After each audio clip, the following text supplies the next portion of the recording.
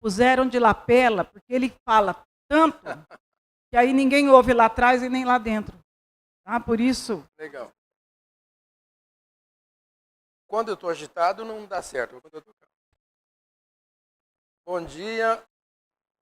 Que Jesus e nossos anjos guardiães, benfeitores desta casa, nos amparem e nos deem e possam nos dar a força, o discernimento, a coragem necessárias ao vencimento, ao cumprimento dos nossos deveres, obrigações nesta vida.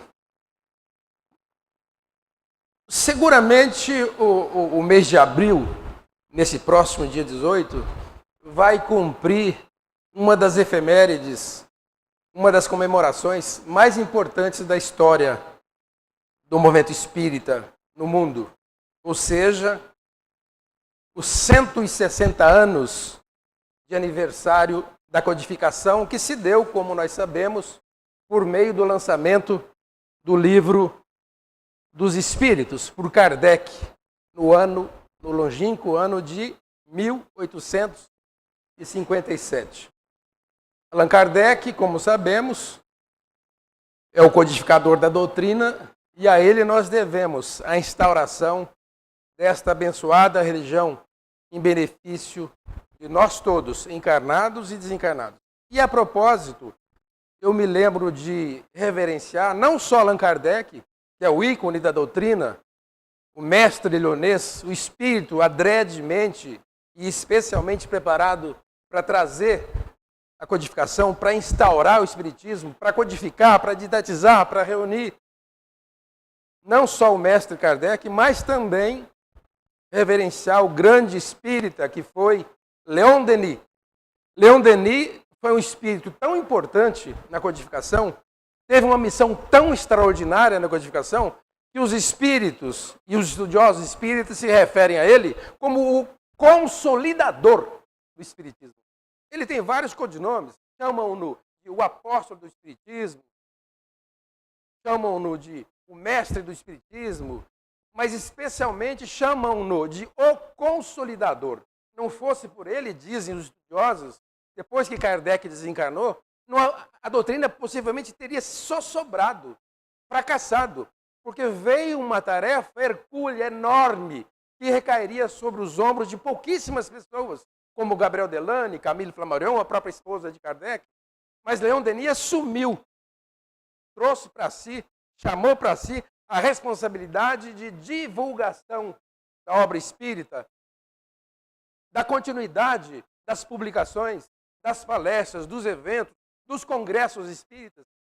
De maneira que Leon Denis, dizem os estudiosos, é ele e Kardec, são os dois os grandes responsáveis pela instauração do espiritismo na face da Terra. E já que nós falamos em missionários espíritos de vulto, a gente se lembra que no Brasil também nós tivemos dois grandes continuadores, temos da obra de Kardec, que nós sabemos já desencarnado, em 2002, o grande mestre, o grande divulgador, o grande vulgarizador do espiritismo cristão, do espiritismo religioso, pelo Brasil e pelo mundo, e Divaldo Franco, que ainda está encarnado, já com seus 90, quase 90 anos, da mesma maneira procedendo a essa tarefa missionária de divulgação, usando uma expressão aparentemente ruim, mas é real, vulgarização da doutrina espírita pelo mundo afora. E se fôssemos falar ainda em vultos, em espíritos que ombrearam essa tarefa de divulgação do espiritismo pós-Kardec, nós teríamos mais de uma centena. Eu reuni aqui alguns nomes, rapidamente, entre estrangeiros e brasileiros, para lembrar quão grandioso foi o papel, quão grandiosa foi a tarefa desses missionários em termos de vulgarização, divulgação da doutrina espírita. Não fosse por essas criaturas, muitas delas ainda encarnadas, certamente o espírito teria mais dificuldade do que teve e do que tem para chegar aos corações das pessoas necessitadas. Porque, como nós sabemos, há muito preconceito, há muito desconhecimento. Mas, antes de a gente caminhar um pouco em direção à comemoração dos 160 anos, de Kardec especialmente, Eu queria lembrar alguns aspectos curiosos que bem caracterizam quem é que foi esse monstro da divulgação espírita, Leon Denis. Primeiro, eu lembro que ele nasceu em 46, 1846. Viveu 81 anos. Ele, quando nasceu, Kardec tinha já 42 anos. Quando Leon Denis nasceu, Kardec já era uma pessoa de 42 anos. E sabe-se, quem já leu algumas obras, ou as obras de Leon Denis, sabe que ele foi um escritor de uma capacidade indescritível, pela facilidade, pela forma didática, pela instrução, pelo conhecimento, pela natureza, pela índole, mas também teria sido um grande conferencista desses que reunia, àquele tempo, 150 anos atrás, plateias enormes que o aplaudiam pelo conhecimento e pela forma vibrante, vigorosa, autêntica, real, de divulgação do Espiritismo. Ele divulgou o Espiritismo pelo mundo afora. Uma das suas últimas participações, Leon Denis, no Movimento Espírita Internacional, foi no Congresso Espírita de 1925, 2 anos antes de desencarnar, realizado em Paris. O Congresso, inclusive, o teve como presidente de honra. Mas Leon Denis, a sua própria biografia escrita por ele mesmo, ele fala que quando ele tinha cerca de 18 anos, na cidadezinha onde ele nasceu e morou, Tours, na França, ele passando em frente a uma livraria, viu lá exposto a capinha do livro, o Livro dos Espíritos, que tinha lançado por Kardec 10 anos antes. Ele achou interessante, comprou o livro, escondido da mãe, e o leu escondido da mãe. E o que é interessante, ele diz que quando a mãe descobriu que ele estava lendo o livro, se interessou, leu o livro e aderiu completamente à ideia espírita. Mas o que chama a atenção é que após ele ler o livro, após a leitura, numa noite só, ao longo de uma noite, devorou o livro, ele fala assim, nada do que vi, nada do que li me é estranho. Era uma pessoa preparada, era um espírito preparado. Nada do que vi, nada do que li me era estranho. Ele conta na biografia que teve 3 encontros especiais com Kardec em pessoa. Antes de Kardec desencarnar, ele teve a oportunidade de conhecê-lo. O primeiro encontro de Leon Denis com Kardec é tocante. Quem puder, quem já leu vai se lembrar, quem puder ler, consulte a internet em fontes fidedignas, como a própria FEB, e vai ver o relato dele. O primeiro encontro dele se deu quando Kardec foi convidado a fazer uma palestra na cidadezinha dele, lá em Tours, T-U-R-S, na França. E ele fala que ficou encantado quando viu o mestre Lyonese em pessoa, com quem ele pôde depois, no dia seguinte, após a palestra, travar um conhecimento mais íntimo, entrevistando Kardec na residência das pessoas que o hospedavam.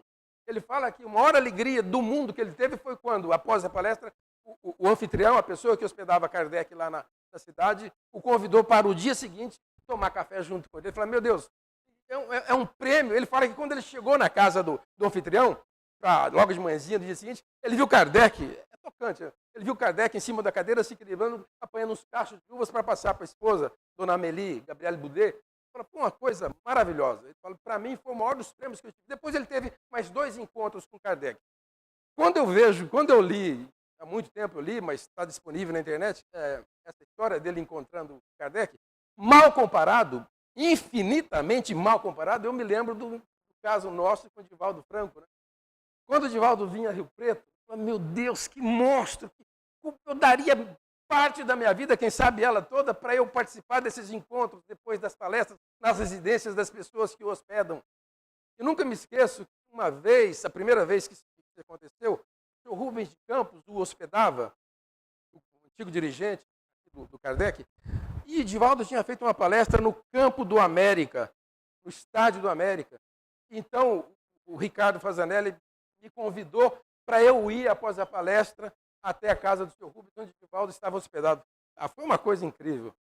Eu me lembro que a casa, nem sei mais onde era, mas era uma casa que tinha no fundo uma varanda muito grande, uma área legal. Nós nos sentamos no chão e ficamos ouvindo o Divaldo contar. Eu me lembro que Divaldo contou um episódio interessantíssimo nessa noite, quando eu ouvi pela primeira vez, assim, com essa intimidade. Ele conta que esse fato está narrado num livro escrito por Miguel de Jesus. Ele contou nesse dia, nessa noite, lá para nós, nessa rodinha, na casa do senhor Rubens, que na Itália ele fazia uma palestra numa determinada cidade, dos anos 60, quando teria ocorrido um fenômeno, nessa palestra dele, Divaldo, lá na Itália, às avessas do chamado fenômeno de Pentecostes. Quem se lembra vai recordar que o fenômeno de Pentecostes, narrado pelos Espíritos, se refere a um fato singular. Os apóstolos e os cristãos se reuniam para comemorar a partida de Jesus, rememorar a vida dele, quando de repente os apóstolos começaram a, como dizem, como gostam as pessoas de Deus, nossos irmãos protestantes, começaram a profetizar, trazer notícias, dados e conceitos do mundo espiritual com uma circunstância incrível. Os apóstolos falavam na língua dos assistentes, das pessoas que os assistiam.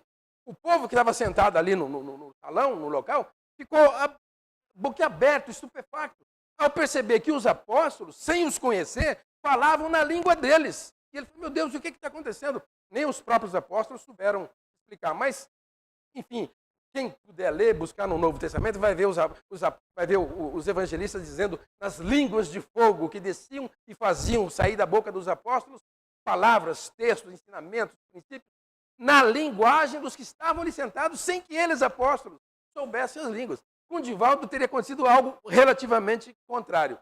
Divaldo falava em português, na língua dele, em português, e as pessoas que assistiam a palestra entendiam em italiano.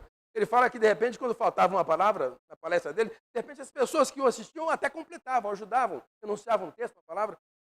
E ele contou esse episódio lá, nesse encontro. Eu fico pensando, imagino, então, o que será que a experiência de ter tido Leon Denis, esse monstro da doutrina espírita, o consolidador da doutrina, quando ficou tete a tete num encontro desse com Kardec, um emblemático instaurador do espiritismo na Terra. Mais um detalhe que eu contava para a Rosalina, eu tinha me esquecido desse detalhe, relendo agora a vida de Leon Denis, eu recordei esse fato. O mentor espiritual, o orientador de Leon Denis, não era ninguém menos do que Jerônimo de Praga, esse espírito fantástico, responsável pela cristianização do mundo, um dos grandes reformadores da Igreja Católica, tcheco que foi, e amigo de John Hus. Quem já leu a história sabe que John Hus foi o próprio Kardec. E quem fala isso é o próprio Kardec. O próprio Kardec fala isso. Ele foi, numa das existências passadas, John Hus. E Jerônimo de Praga foi amigo de John Hus, lá naqueles idos dos anos 1400. E o mentor, então, de Leon Denis era ninguém menos do que Jerônimo de Praga. Para a gente pensar rapidamente e trazer um pouco da natureza, da escrita, do conceito, do entendimento de Leon Denis, eu pensei do livro Depois da Morte, alguns trechinhos, bem rapidamente, alguns trechos. Eu vou destacar esses trechos e fazer algum comentário rapidamente para não cansá-los em demasia. Mas, por exemplo, nesse livro, Depois da Morte, um dos 10 livros publicados no Brasil pelo Leon Denis,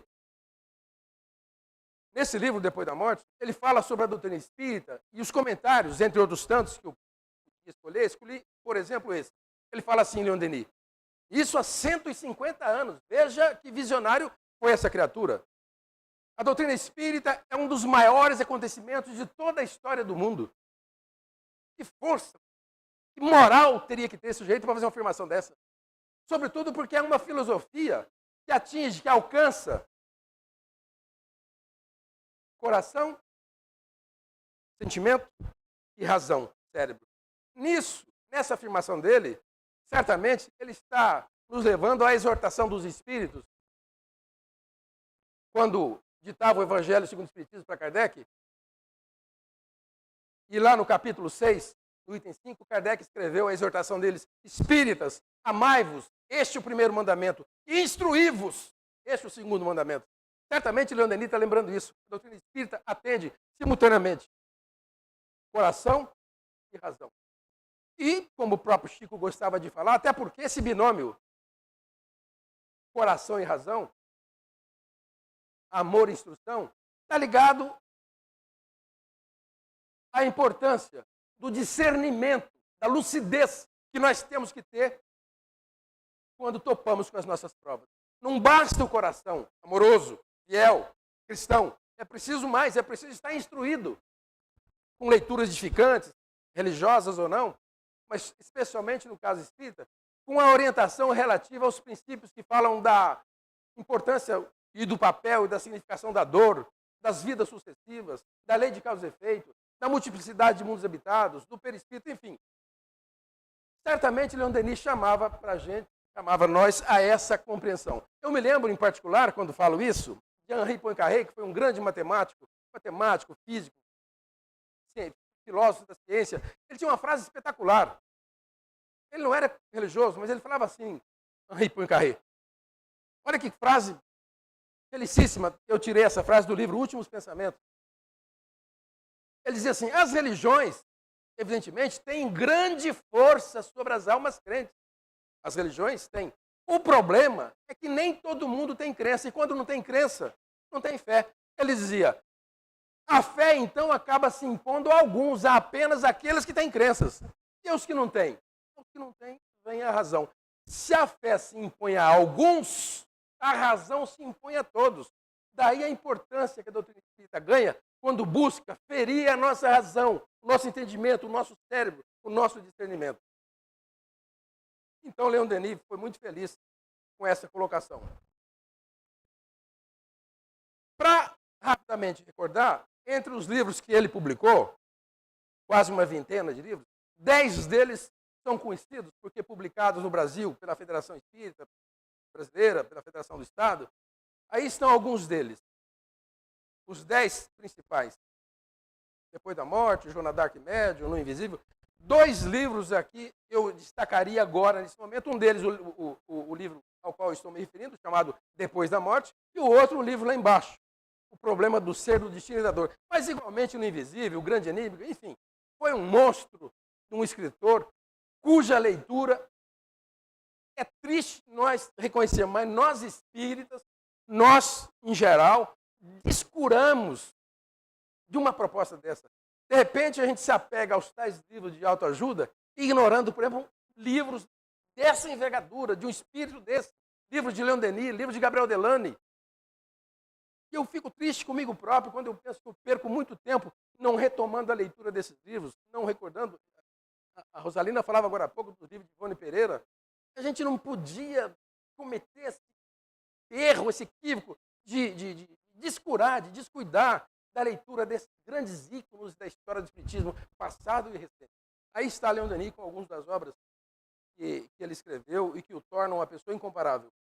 Mas nesse livro, ainda Depois da Morte, num certo momento ele fala da importância do momento que o espiritismo surgiu na Terra. O espiritismo não podia surgir em outro momento, nem antes nem depois. Quando Jesus se referiu ao surgimento do Consolador Prometido, a gente não imaginava que seria tão longínquo, quase 2000 anos depois, mas nesse momento, quando a humanidade, as religiões enfraquecidas por diversas razões, 150 anos atrás, e especialmente a humanidade se deixava correr, como ele fala, pelo ceptismo, pela falta de fé, pela descrença. E quando se fala na descrença, quando se fala no ceptismo, eu me lembro de um soneto psicografado pelo Chico, de autoria de Cassimiro Cunha, que dá o peso, por meio de um soneto felicíssimo, dá o peso da importância da fé, da importância da crença, em detrimento quando se dá a descrença. Veja o soneto de Cassimiro Cunha. Eu me lembro que, quando a nossa filha mais velha era menininha, garotinha, da idade da Bianca, cadê a Bianca? A Bianca não está aqui, do Valdo. Ela subiu numa cadeirinha lá no Lobato, e eu pedi para ela decorar esse texto, e ela declamava com aquela verve, ela toda. Eu acho isso incrível. Como é que o Cassimiro Cunha pode ser tão feliz ao descrever o drama dos cegos, que ele chama drama dos cegos de Deus. Cegos de Deus, ele está chamando os cegos físicos, dos olhos físicos, comparado com o drama, que segundo ele é pior, da descrença, daqueles que são cegos para a existência do Criador. Olha como é que ele escreve. Quanto é amargo e penoso ver tateando o pobre cego sobre a senda escura. Quanto mais vive, mais a desventura escurece o dia miserável. Mas há na terra noite ainda mais densa, diz ele. Há na terra noite ainda mais densa, cheia de escuridão e iniquidade, dos que vão sem luz e sem piedade afundar-se no abismo da descrença. O contraponto, né? Cegos de Deus e os cegos da descrença.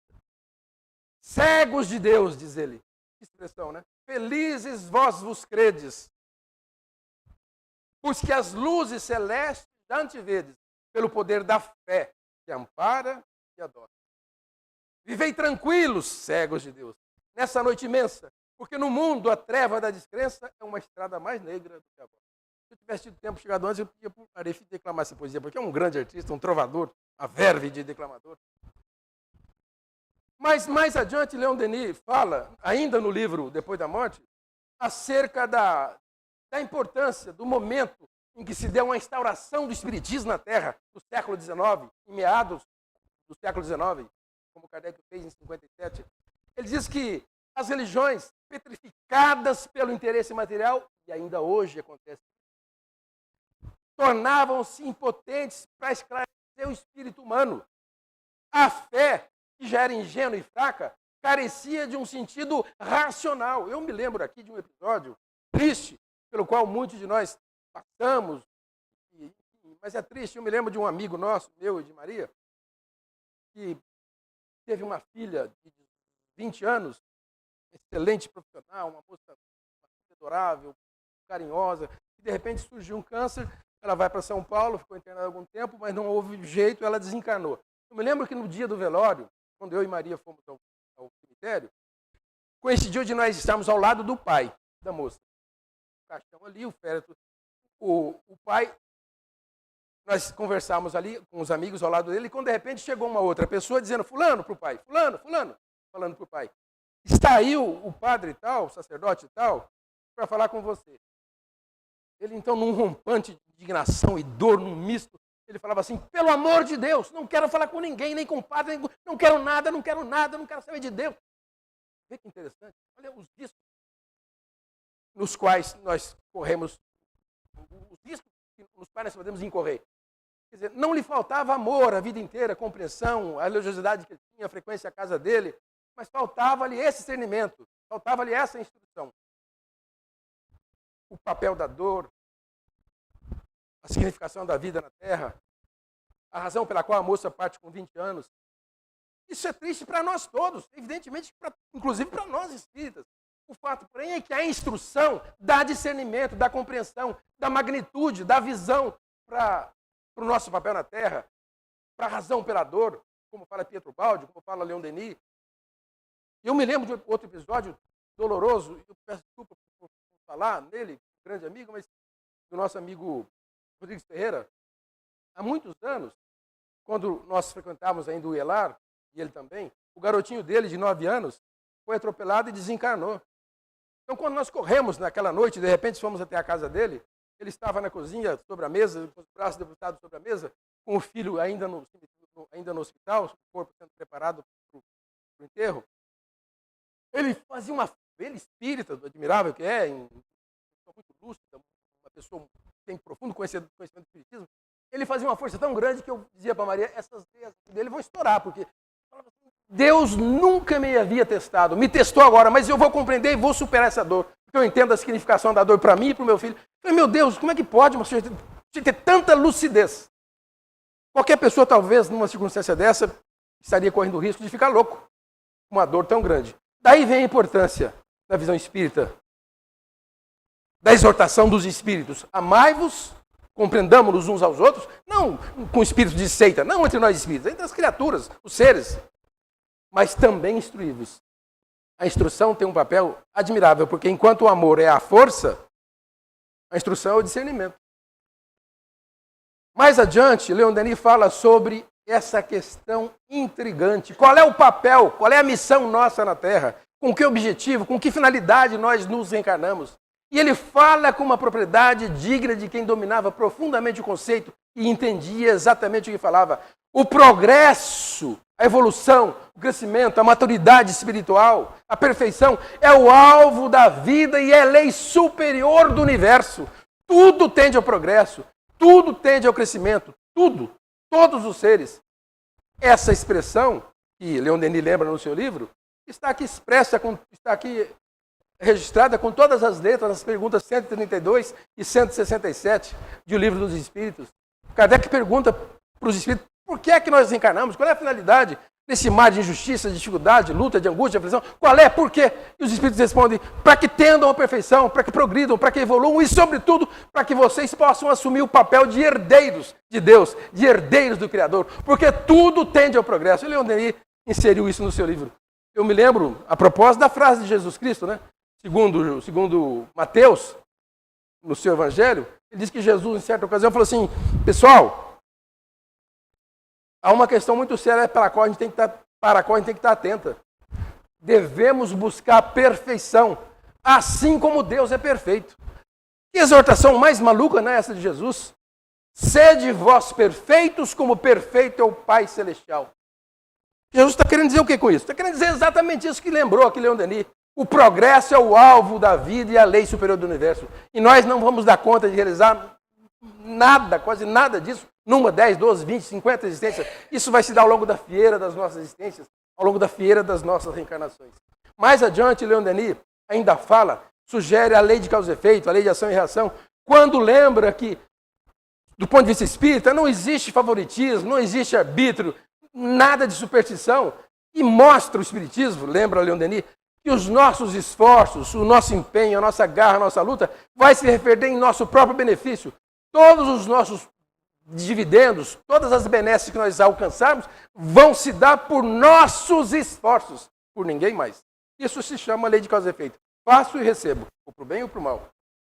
E para encerrar esse texto rapidamente, que Leon Denis puxa, ele fala sobre a questão do orgulho e do egoísmo. Nós espíritas temos que entender que não há razão, não tem sentido o orgulho nem a vaidade, porque a lei da reencarnação, a lei das vidas sucessivas, nos mostra que hoje somos A, amanhã somos B, e reciprocamente de B para A. Então não há razão para que sejamos, ou para que nos deixamos tingir de pincelada de orgulho, de vaidade, nada. A teoria da reencarnação, como ele diz, golpeia vigorosamente esses dois males, essas duas pragas, essas duas chagas da humanidade que até então as religiões não conseguiam combater, a não ser com a ideia da teoria da reencarnação. Aí as coisas se aclaram. Bom, eu queria lembrar rapidamente que Kardec, como nós sabemos, nasceu em 1804, desencarnou em 69, portanto, viveu relativamente pouco, né, para considerada a longevidade da época. Até que foi muito, mas naquela época as pessoas viviam expectativa de vida de 40 anos, até menos. E ele viveu 65 anos. De certo modo, foi bastante. Ele se casou aos 28 anos, com Amélie Gabrielle Boudet, não teve filhos. A sua esposa era professora, artista plástica, escritora, poetisa. E os livros, alguns deles em particular, e eu quero me referir a eles aqui rapidamente, falam da importância extraordinária que teve ela, Amélie Gabrielle Boudet, na vida de Kardec enquanto encarnados e, sobretudo, nos 14 anos subsequentes à morte de Kardec, quando ela assumiu, inclusive, a revista espírita que Kardec publicava, e ela o fez com grande dificuldade. E, inclusive, enfrentando a dureza, enfrentando a crueldade, a malícia das religiões que combatiam o espiritismo.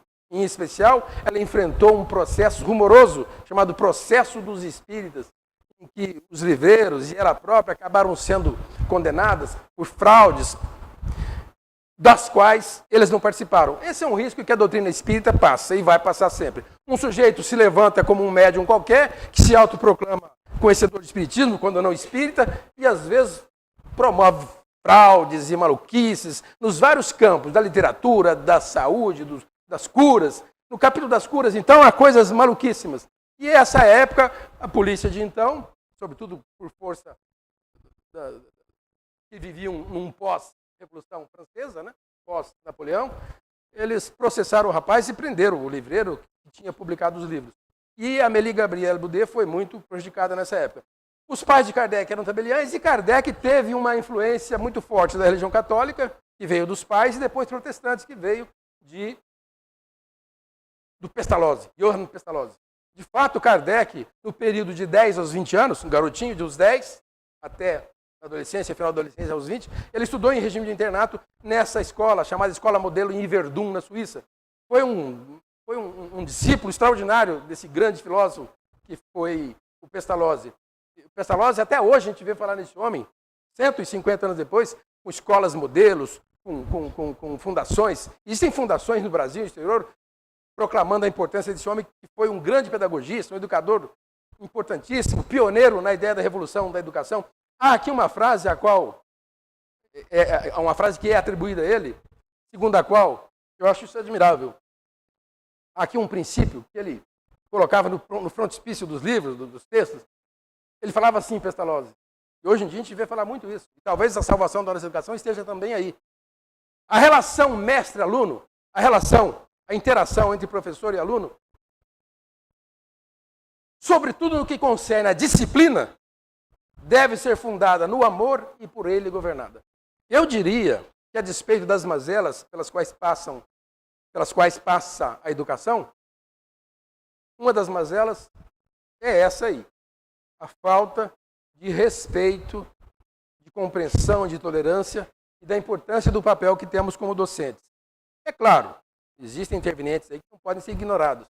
As condições de trabalho, das escolas, a educação, a disciplina, o movimento de convulsão social que nós vivemos, mas em grande parte falta aos professores essa devoção.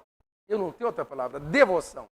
Eu estou aqui na frente de dois grandes mestres, que eu conheci muito, muito perto, Rosalina e Arif, mas eu podia citar aqui dezenas deles que eu acompanhei. O Arif, por trabalhar comigo 40, 50 anos, 50 é muito, mas 40 anos no IBIUS, e a Rosalina, que acompanha como prima. Não há outra palavra. Falta-nos, muitas vezes, devoção, comprometimento com a causa da educação. Eu tenho um amigo, Tadini, que costuma dizer o seguinte: o professor tem que gostar do cheiro de aluno. Eu achava interessante. O professor tem que gostar do cheiro de aluno. Que coisa fantástica. Eu confesso que, à parte as minhas deficiências, sempre foram muitas, o que me ajudou muito foi essa compreensão. Eu olhar para os meus alunos, ao longo dos 40 e tantos anos que eu lecionei na universidade, como se fossem meus próprios filhos. Aí eu falei, caramba, acho que descobri um jeito de eu ser um professor melhor. Amar, procurar amar como se eu estivesse ensinando os meus filhos. Aliás, eu dizia para Maria, minha mulher, eu queria que os professores, meus filhos, ensinassem os meus filhos como eu ensino os filhos dos outros. Eu, longe de perfeição, as minhas limitações são inúmeras, mas eu os ensino amando profundamente. Sem parcimônia, com facilidades, com agrados, sempre com respeito. E respeito significa, inclusive, preparo. Ah, o professor ama seus alunos. Bem, amar os alunos vai além de ser bonzinho, de ser isso aqui. Amar aluno é atuar de forma coerente com o papel que ele desempenha. Um profundo conhecedor daquilo que ele ensina. Eu brinco muito, a Maria falava, eu confesso, e os dois também eram, super exigentes. Eu, quando entrava em sala de aula, eu tive sala de aula com 200, agora há pouco o Danilo falava que foi meu aluno em 90. Aquele tempo, um pouco antes, nos anos 80, eu cheguei a ter sala de aula com 211 alunos numa universidade, depois na escola privada, a mesma coisa. Então, a hora que eu falava, gente, agora ninguém abre a boca. Eu tô calmo, gente. Tô tranquilo. Caiu um trem aqui. Ah, é capa aqui. Eu, quando estou nervoso, costumo, mas eu estou tranquilo. Danilo, acho que tá legal, Danilo. Eu, então, falo, gente, agora quem vai falar sou eu. Ninguém vai abrir a boca. Eu vou falar e vou dizer que hora de vocês falarem e hora que não é. Ficava aquele silêncio, né? Falei, e se alguém não está contente, eu falava, né? Eu abria a porta da sala. Fora! A Maria falou assim, um dia qualquer, os alunos vão levantar tudo da sala e vão embora. Eu falei assim, o dia que eles fizerem, eu paro de trabalhar. Nunca nenhum aluno levantou. Aí ficava uns 10 minutos, aquele silêncio gostoso. Uns 10, logo começava outra vez. Mas é isso. Eu fazia isso com um profundo amor e tal dedicação que ninguém nunca me questionou. Eu dava aula, molhava o costa da calça, molhava de doação, de interesse, de busca. E eu estava fazendo o quê? Procurando fazer o quê? Isso. Agir com amor para vencer as minhas limitações. Bom, mas esse não é o assunto. O assunto nosso é o seguinte. Kardec, ele se bacharelou em filosofia e ciências, dominava muito bem, e isso o ajudou na subsistência, enquanto encarnado, falava com muita fluência inglês, alemão, principalmente o alemão, espanhol, italiano e holandês. Ele escrevia textos, ele traduzia, ele passava, ele vertia os textos em francês para o alemão, que era um país que já estava em grande evolução. Ele foi profissionalmente um educador por mais de 30 anos, foi diretor de escola, professor, autor de obras didáticas, tradutor de obras científicas, inclusive com o dom, com a instrução, com a argúcia, com o sentido que ele recebeu de Pestalozzi. Se tornou uma pessoa muito conhecida na França e na Europa de um modo geral. Uma coisa especial que eu gostaria de lembrar é que ele escreveu livros. Naquele tempo as pessoas eram mais ecléticas do que hoje. Hoje, compreensivelmente, as pessoas conhecem muito, tudo de um assunto. Naquele tempo eles conheciam de tudo, das ciências em geral. Mas ele, por exemplo, que é a minha área, escreveu textos de aritmética. Eu tive curiosidade de ler, era um camarada didático, interessante, embora entenda pouco francês, mas dava para compreender. Inclusive, trabalhou para a sua subsistência como contabilista, senão não sobreviveria. O fenômeno espírita, na época não se falava fenômeno espírita, na época se dizia fenômenos. A palavra espiritual, mediúnicos, essas palavras não existiam. Essas palavras foram cunhadas por Kardec e pelos seus seguidores ao longo da codificação. Mas ele foi chamado para atuar, para conhecer, para se inteirar, para se interessar pelos fenômenos, o chamado especialmente fenômeno das mesas girantes, das mesas dançantes, em 1854. Veja que 3 anos depois ele publicaria o Livro dos Espíritos. E esse cenário no qual ele estava imerso é uma coisa digna de citação. A França, a Europa, vinha da Revolução Industrial do século XVIII na Inglaterra, a França vinha da Revolução Francesa, vinha de Napoleão, as correntes filosóficas do iluminismo, positivismo, era um mundo em convulsão, o espiritismo começava a botar a cabecinha para fora nesse momento. Eu escrevi uma frase aqui, eu acho digna de a gente relatar. Naquela época, a par das invenções, da ciência, copiei essa frase em algum lugar. Matemáticos, físicos, astrônomos, biólogos, botânicos, filósofos, enfim, construíam a ciência do século XIX, que veio superar o próprio século XIX, passar para o século XX e atingir nós no século XXI, conforme eu vou mostrar. Quer ver alguns exemplos? Olha, por exemplo, o século de Kardec. Eu estou falando aqui dos anos 1800 a 1900. O ano em que Kardec viveu foi 1800. A década em que Kardec codificou o Espiritismo foi em 1854, bem na metade. Olhem as invenções, algumas das criações da época. Lá atrás dá para ler? Lá atrásão? Dá para ler o texto? Não dá. Mas olha, aspirina, automóvel, cinema, código Morse, comida enlatada, dinamite, lâmpada elétrica, que não existia, locomotiva, máquina de costura, máquina de escrever, motocicleta, pasteurização, radiografia, seringa hipodérmica, telefone, transfusão de sangue, foram todas invenções que surgiram nessa época de Kardec. Quer ver o nome de alguns cientistas? Neste século de Kardec. Todos eles ou nasceram um pouquinho antes, ou viveram um pouquinho depois, mas que viveram, de certo modo, no século de Kardec. Estão ali as datas. Olha só, alguns brasileiros como Adolfo Lutz, mas olha ali, Einstein, Santos Dumont, Fleming, Nobel, Augusto Conte, outro brasileiro ali, Carlos Chagas, Darwin, Rutherford, Galois, Nietzsche, Mendel, Immanuel Kant. Esse povo tudo foi contemporâneo de Kardec. Veja que ebulição, que loucura, que situação incrível estava vivendo a Europa, em especial a França.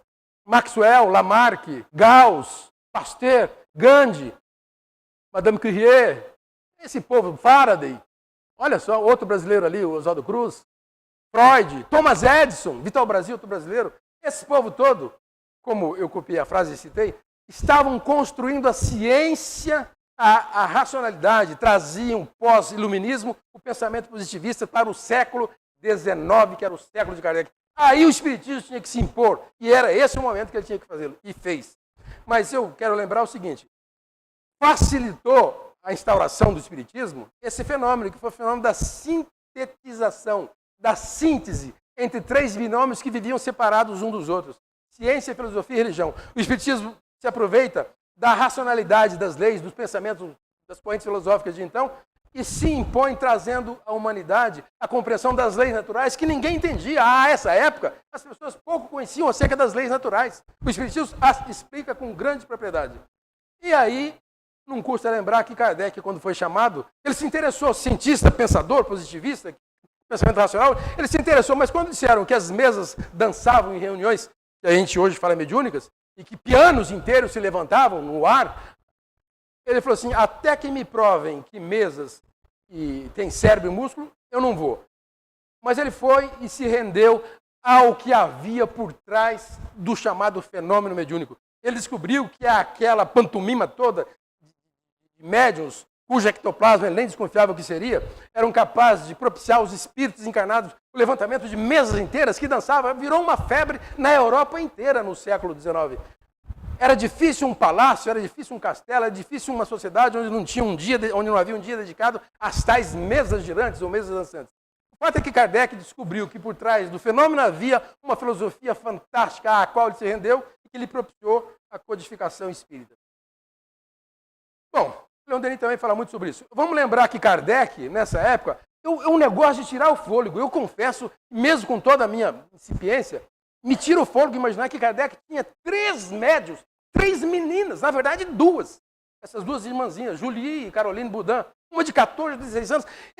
Kardec, elas ditaram o livro dos espíritos para ele, 2 meninas, crianças.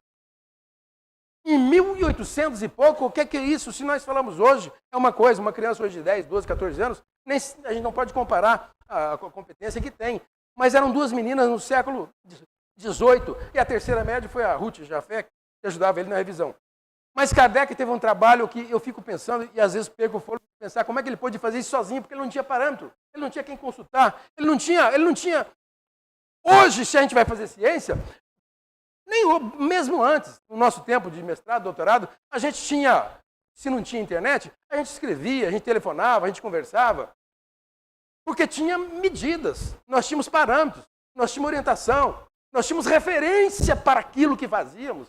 Kardec não tinha nada, não tinha referência, não tinha parâmetro, não tinha nada. Não existia absolutamente nada, nada de nada. O que se tinha era algumas notícias de fenômenos que nós chamamos físicos hoje, ocorridos desde Heidsiehl, um pouco antes, dos fenômenos ocorridos com os apóstolos lá no tempo de Jesus, ou no Velho Testamento. São pródigos esses relatos em mediunidade. Mas Kardec não teve parâmetro, não teve medida, não teve instrução, não teve companheiro, não teve com quem falar, a não ser os espíritos superiores, em especial a equipe comandada pelo Espírito de Verdade, que lhe diz: Kardec, fique firme, aguente que nós estamos com você. Nós vamos reservar para você semanalmente 15 minutos. Caramba! Ele fala, Kardec, que ele levou o maior susto do mundo quando, um ano antes de publicar o livro, os espíritos falaram para ele: você agora vai publicar isso. Eu falei: eu vou publicar? Sim, você vai publicar. Eu estou louco. Eu costumo brincar o seguinte: naquele tempo não devia ter Lexotan. Eu não sei como é que ele passava. É uma loucura. Ele tem parafuso. Que coisa. É de perder o fôlego que esse homem fez. É de perder o fôlego. Bom, nesse grande desiderato, ele não teve tempo de ir mais além. Publicou a primeira versão já logo em 57, com apenas 501 questões. A segunda edição, 3 anos depois, ele publica novamente. A segunda edição veio com o dobro de questões, 1019. Interessante é que eu nunca tinha atentado para esse detalhe. Primeira vez que eu vi, que eu falei: meu Deus, quando ele acabou o livro, quando o Kardec acabou o livro dos Espíritos, pronto para, já editado, para ir para a gráfica, ele perguntou: gente, acho que ele não falou gente, mas ele deve estar assim: benfeitores, amigos espirituais, que nome que eu vou dar para esse trem aqui, para esse livro? Porque não é meu, ele falou, Kardec. O livro não é meu. E de fato não era dele. O livro veio do ensinamento dos espíritos por meio daquelas 2 menininhas. Aí os espíritos falaram assim: de quem é o livro? Aí ele falou: dos espíritos. Eu falei: então, o nome é esse, livro dos espíritos. Aí quem falou: caramba, é mesmo, livro dos espíritos. Banal. Aí ele falou: e o nome do autor? Não posso pôr meu nome. Era uma pessoa relativamente conhecida, embora os detratores espiritistas falem que Kardec omitiu o nome, porque era um sujeito mal pagador na praça, não sei o quê, uma maluquice. Kardec falou: olha, se eu colocar meu nome, como educador que sou, como uma pessoa influente, privilégio que tive de ser aluno, inclusive substituto de Pestalozzi na Suécia, e depois no Brasil, na França e na Europa, eu vou comprometer. Eu não queria, eu queria que não fosse meu nome. Aí um dos espíritos, que teria sido amigo dele, de Kardec, numa das existências que eles tiveram lá na Gália, onde hoje se estende a França, onde professavam uma crença, uma seita chamada dos druidas. Olha, eu convivi com você lá naquela época, lá você se chamava Allan Kardec. Bota esse nome, Allan Kardec. Falei: tá legal, botou o nome de Allan Kardec, foi o pseudônimo que vingou. Aí a segunda edição, como eu falei, veio depois, 3 anos, com mais alguns episódios marcantes na época, entre outros tantos que poderíamos citar. Um deles foi o Auto de Fé de Barcelona, no ano de 1861, portanto, 4 anos depois, já com o livro dos médios escritos. As autoridades municipais da cidade de Barcelona juntaram 300 livros em obra em praça pública e atearam fogo. Livro dos Espíritos, livro dos médios, Principiante Espírito, que é Espiritismo, enfim, Revista Espírita, puseram fogo. E Kardec pensou em entrar na justiça e os Espíritos disseram: não faça isso, deixa eles porem fogo, que os jornais amanhã e depois vão dar uma notícia com grande alarde e o livro vai vender muito mais. De fato, nos dias subsequentes, nos meses subsequentes, não havia edição que bastasse. Tanta gente queria saber que livro é aquele que merecia os atos da Inquisição de ser queimado em praça pública. E a saga de Kardec veio, né? A Revista Espírita, em particular, que ele criou e tocou durante o tempo que viveu, uma coisa espetacular. Algumas curiosidades que vale a pena lembrar para a gente encerrar. Por exemplo, Kardec, como corria muito, imagine, codificando isso tudo, escutando, escrevendo, ouvindo, divulgando, selecionando, passando as mensagens pelo seu crivo de bom senso, porque vinham mensagens de todos os jeitos, de sábios, pseudo-sábios, de enganadores, de fraudadores, de palestras, e o trabalho dele pessoal, ele tinha que sobreviver, ele eram professores. Ele escrevia à noite, à luz de lampiões e lamparinas. Que coisa, que a gente escreve hoje no ar-condicionado e com uma luz de primeira qualidade. E usava caneta tinteira. Aqui só eu e Arif que sabemos, bico de pena. Bico de pena era aquelas canetas. Eu usei. Você usou? Alfabetizado, sim. A gente tinha carteira, tinha aquele buraquinho na carteira onde punha o vidrinho, a Rosalina lembra, o vidrinho, com tinta. A gente molhava ali a pena, escrevia, logo ela gastava, tocava, depois pegava um mata-borrão. Ele escreveu o livro dos Espíritos assim. Que loucura. Eu me lembro de Divaldo contando, Divaldo Franco conta que quando ele recebia o espírito de Viana de Carvalho, que segundo ele é um espírito muito austero, então Divaldo recebia a mensagem e escreve, né? A caneta, tá. Depois Divaldo vai para a máquina, naquele tempo não existia computador, nessa época a qual ele se refere, e digitava e datilografava na máquina e mostrava para o espírito Viana de Carvalho. Então Viana de Carvalho fazia assim, não, bota tudo no chão. Então, 400 páginas. Aí, pronto. Aí o espírito vinha falando, ó, aquela ali, ó, aquela página 215, tem um erro crasso, que você pega lá para mim. Aí o Divaldo pegava, ele fazia assim, o espírito,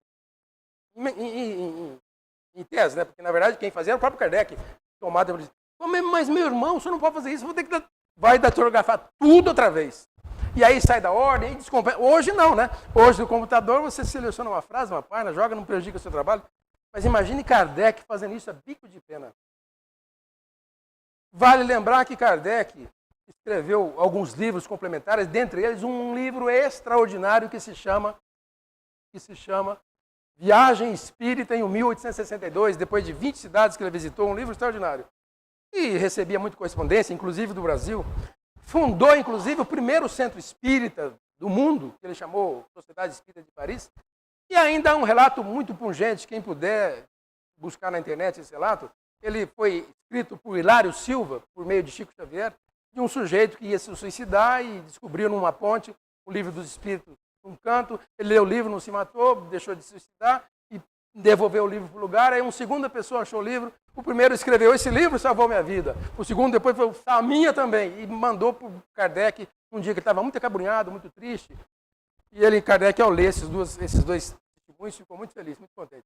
Então, nós sabemos que Kardec escreveu o primeiro livro da codificação, o Livro dos Espíritos, em seguida, 4 anos depois, o Livro dos Médiuns, logo depois, em 3 anos, o Evangelho segundo o Espiritismo, enquanto o Livro dos Espíritos é a síntese total, plena e grandiosa do Espiritismo, o Livro dos Médiuns é um código sobre a ideia da mediunidade, da interação entre os dois mundos, e o Evangelho segundo o Espiritismo é a síntese do pensamento, da característica religiosa que tem o Espiritismo. Depois vieram o Céu e o Inferno, proposta interessantíssima, acerca das penas e gozos na vida futura, e a Gênese, que é outro livro fabuloso, em que pesem as divergências que tem com a ciência de hoje, mas considerando que foi escrito há 150 anos, são compreensíveis. Para aqueles que quiserem ler um pouco sobre Kardec, fica aqui a sugestão. Essa é uma obra única, interessantíssima, que fala sobre a vida de Kardec, seu papel, sua missão, as pessoas que o acompanharam, a sua vida. Allan Kardec, Meticulosa Pesquisa Bibliográfica, volumes 1, 2 e 3. Os autores foram 2 dirigentes da Federação Espírita Brasileira, Zeus Van Tuyl e Francisco. Gente, muito obrigado. Até a próxima.